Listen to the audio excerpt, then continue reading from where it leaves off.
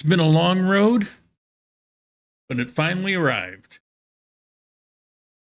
This started 3 years ago.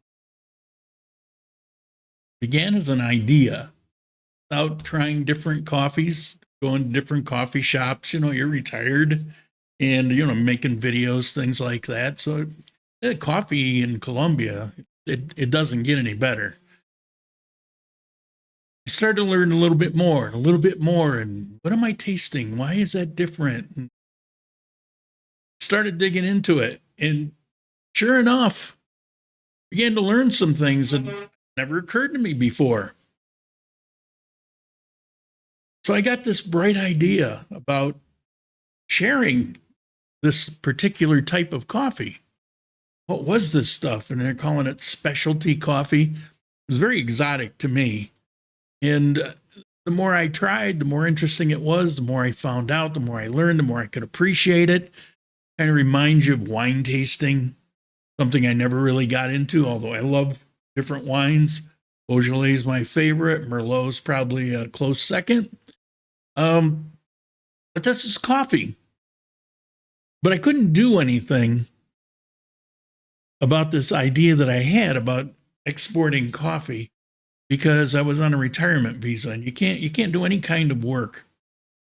My resident visa was coming up in November 2023. I got my resident visa. That allows you to do things like form a company. So I've done that. So since November 2023 until tomorrow, I've been leading up to this so that I could export some of these very unusual particular coffees. Chose my favorite farm. I don't need to bounce around. And I went through the endless process of the bureaucracies and paperworks and the certifications and the money. I'm not a rich guy, and it was significant investment. Let's put it that way. But now I've got a registered trademark that's established worldwide. Nobody else can be Coffee Time Exotics. Nobody else can sell the coffee that I'm selling because I have exclusives on it. It's not that hard because these coffees grow in such small batches that I can actually commit to buying everything that they grow. Yeah, seriously. But it's expensive. And in my next video, I'm going to talk about my favorite coffee bean, the mocha bean. And I'm going to explain why these coffees are so expensive. But you're going to get a great value with these coffees as I'm selling them on a website. You'll see right here, coffeetimeexotics.com. You can buy 2 types. They'll run out quickly. As I said, these batches aren't big. I'm waiting for 2 other types. I've decided to start with 4 exotic specialty coffees, and we'll see if we grow from there. These are not regular coffees. These are unique coffees. When you taste it, you'll know exactly what I'm trying to get at here. There's things that I never had exposure in the U.S., and I'm sure that there are places that have exposures of different things. I know that for a fact. But they're difficult to find, and there's a lot of snake oil salesmen out there. I learned a lot going through the process and what it takes to be origin certified. In other words, they take my beans and they lab test them off in Bogota at the Federation, the Coffee Federation for Colombia. They're basically the world leaders in this type of process. And to get your certification and be able to use the logo, for example, in the back of my bag, I have the Coffee Federation, which verifies that it's Colombian coffee and that it's tested. But I also have the certificate of origin. There's a seal right there. Plus, I have the health certificate. You have to go through all these. They're separate certifications and payments, of course.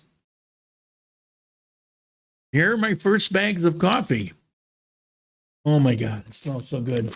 I've got bourbon rosado and I've got mocha. Now, this mocha is not what you think, but I'm going to save that information for my next video where I'll focus on this mocha bean and explain what it's about. There's no chocolate flavoring. This is a natural coffee bean. I don't have any kind of flavorings in any of them.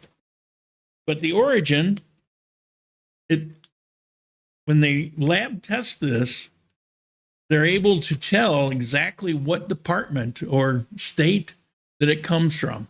And so this has a certificate of origin of being in Quindío, Colombia. There's no way to fake it. And Quindío is one of the best places in the world to grow coffee. And we'll talk about that too. I'll back all this up with information as we go along. So this coffee here, until I decided to do this project, you could never taste this coffee. Even if you flew to Colombia, you wouldn't know where to find it. And there's such small quantities. How are you going to get it? And now, even if you fly to Colombia, you can't buy this particular coffee because I've arranged an exclusive. I buy all that they'll grow. Again, it may sound like, wow, but they're small batches.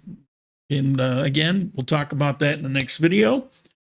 So we're open for business, ready to go.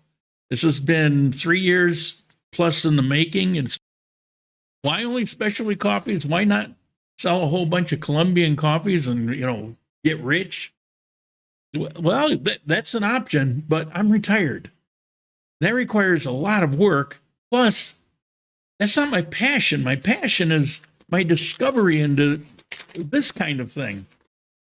And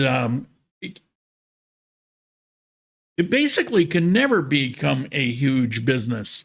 There's simply not enough of it there. Go to coffeetimeexotics.com, buy coffee. You get 2 bags. You can't buy a single bag. You'll get 2 bags. They're 340 grams each.